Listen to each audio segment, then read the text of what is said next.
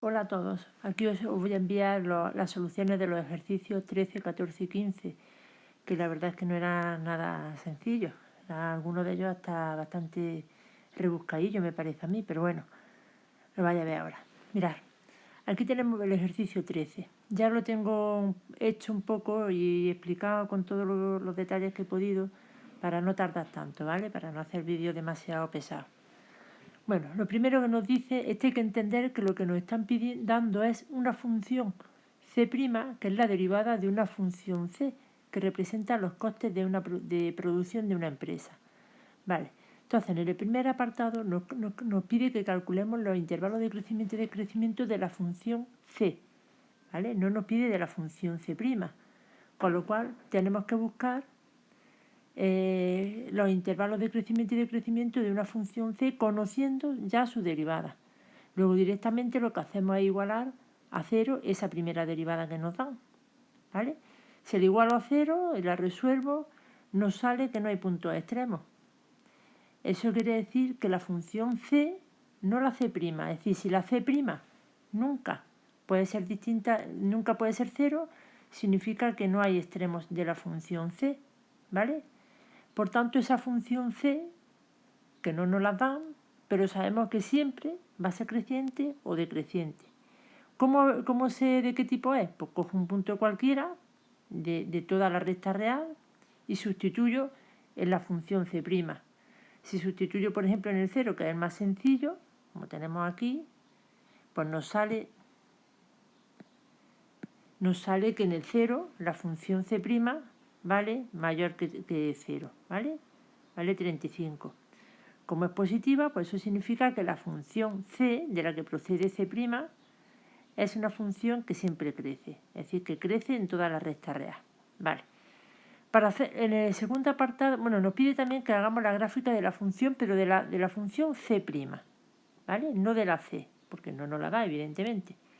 Bueno, como C', comprobamos la fórmula, que es una parábola, una ecuación cuadrática, una función cuadrática. Pues para hacer su gráfica, bueno, sabemos que además tiene este tipo de curvatura porque el coeficiente de la A es mayor que 0, y para hacer su gráfica calculamos sus extremos y su monotonía, por lo menos para saber dónde tiene el máximo o el mínimo en este caso. Bueno, y hacemos la derivada de la C', no olvidemos que estamos queriendo representar C'. Calculamos su derivada, que es la C segunda, igualamos a 0 y aquí tenemos un punto extremo, es decir, que la función C' tiene un punto extremo en este punto, en el punto 2/3. Este punto extremo me divide a la recta real en dos intervalos, que los tenéis aquí puestos, y cogemos un punto de cada intervalo, como hacemos siempre, y calculamos en cada uno de ellos esa segunda derivada. Como C segunda en el 0,5 es menor que 0, significa que la C' es decreciente en ese intervalo que he cogido el punto, y como C segunda de 1 es mayor que 0, significa que la C' crece en ese intervalo donde he cogido el punto. Bueno, es importante tener en cuenta que como nos dicen que la dibujemos en el intervalo 0, 1,5, por eso no he puesto aquí menos infinito, por eso aquí no he puesto menos infinito y aquí no he puesto más infinito. Voy a poner un color un poquito más chillón que se vea más.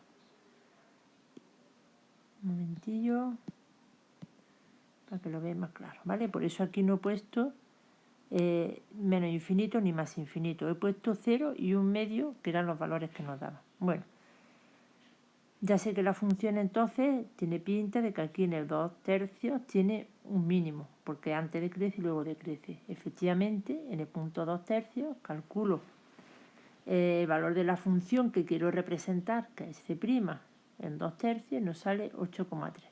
0,6, que es 2/3, 0,6 primo, y 8,3 también periódico, perdón.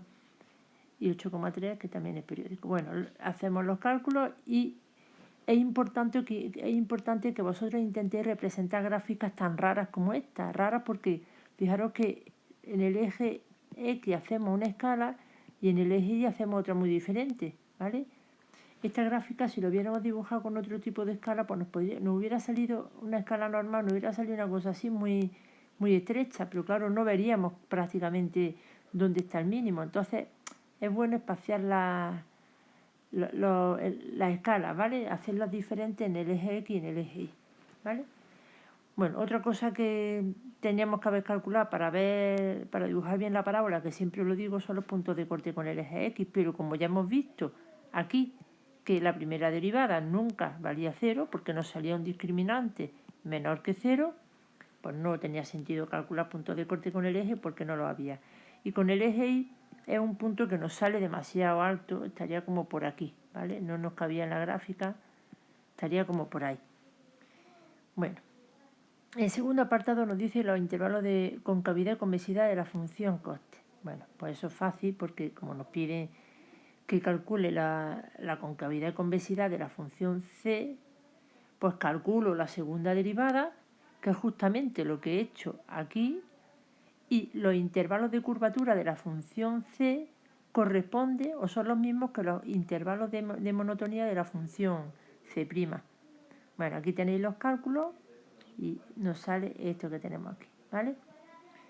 Bueno, y por último nos dice cuál es el coste adicional que debe asumir la empresa si decide pasar de fabricar 1000 kilos a fabricar 1500 kilos. Bueno, como esto estaba medido en miles de kilos, yo lo que he hecho ha sido calcular, lo que nos están pidiendo es que calcule C de 1,5 menos C de 1, es decir, C de 1500 menos C de 1000. Ese sería el coste, ¿no? La diferencia que hay aquí, en estos valores. Entre fabricar 1000, perdón, o fabricar 1500. Bueno, pues calculo la primitiva de la función, porque calculando la primitiva de la función puedo calcular C de 1 y C de 1,5. Los restos, bueno, tener en cuenta que aquí en la primitiva nos va a salir valor de C, pero al restarlos, ese valor de C se nos va y nos queda en total 15, que como en el eje X, como en el eje Y se medía en miles de euros, pues serán 15.000 euros es el coste adicional. Bueno, un poquillo, la verdad, me ha parecido un poquillo rebuscadillo, pero bueno, tampoco era nada del otro mundo. Parecía más... El siguiente, 14, nos dice, estudia la monotonía de F y calcula la temperatura máxima alcanzada. Bueno, pues calcular la monotonía es... Y se me olvida esto.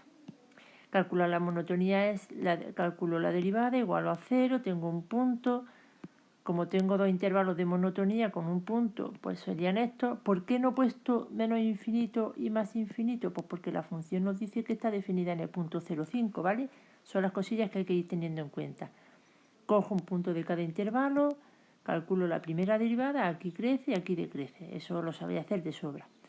Y ahora, como sabemos entonces que en el punto T2 hay un máximo, pues el máximo, nos están preguntando cuál es la temperatura máxima alcanzada. La temperatura es el valor de F de T, ¿vale? Que es lo que mide la temperatura. T es el tiempo.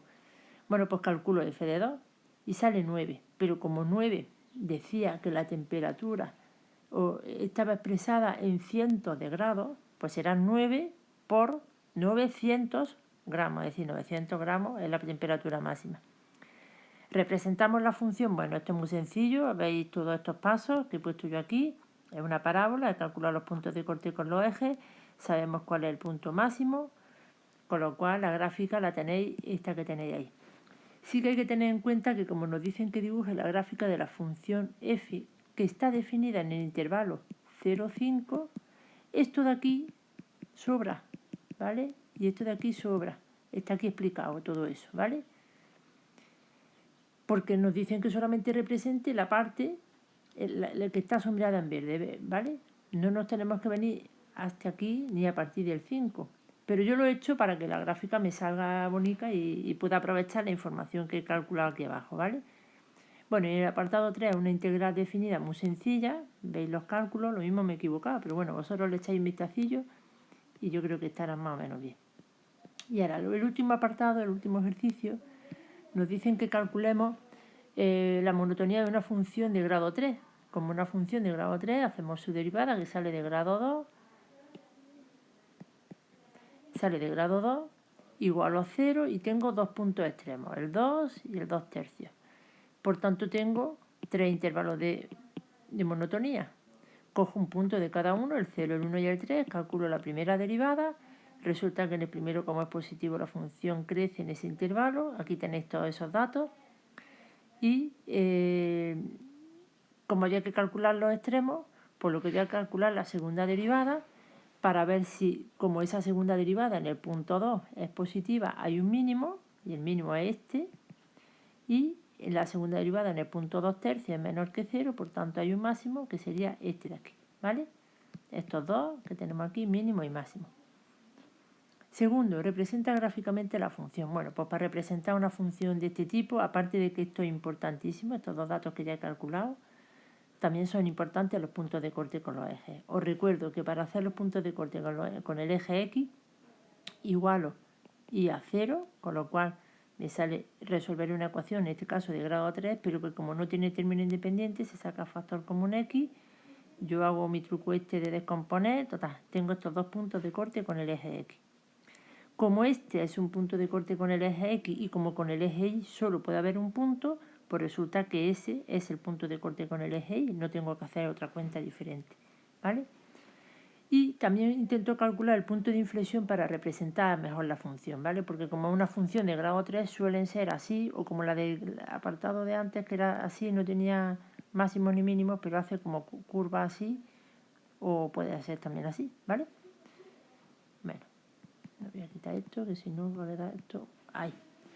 Bueno, calculo el punto de inflexión, que la tenemos aquí, y más o menos representando como esto es más chico que 1 y haciendo una escala aquí apropiada y aquí también, pues bueno, nos sale una grafiquilla como esa que tenéis ahí. Tercer apartado, obtenga su primitiva, muy sencilla, una primitiva de una función polinómica son súper sencillas. Y el cuarto apartado, calcular el área entre 0 y 2, que es la que yo he rayado ahí, la que estoy poniendo ahora en verde, ese área que tenemos ahí. Bueno, pues el área sería la integral de esa integral indefinida que he calculado antes. La tenemos aquí hecha. Revisáis los cálculos, a ver si os sale lo mismo a vosotros. Y si no, me lo decís, ¿vale? Venga, muchos besos. Tengo ganas ya de veros. Hasta luego, adiós.